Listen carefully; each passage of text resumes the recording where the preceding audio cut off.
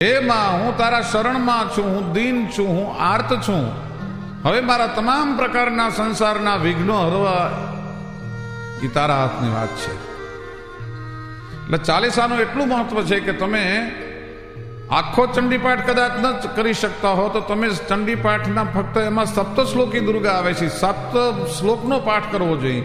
પણ કદાચ એ સપ્ત શ્લોકનો પાઠ કરતા ન આવડે અને ચામુંડાની સામે તમે ફક્ત એક વાર, અરે કદાચ દરરોજ એક વાર ન બને તો રવિવાર અને મંગળવારના દિવસે જો આ ચામુંડાના ચાલીસાનો પાઠ કરે, એના તમામ પ્રકારના સંકટ ભગવતી ચામુંડા હરે છે. એ ચાલીસાનું એટલું મહત્વ છે.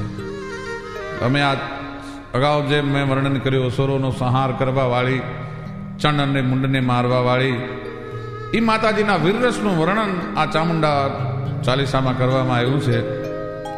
તો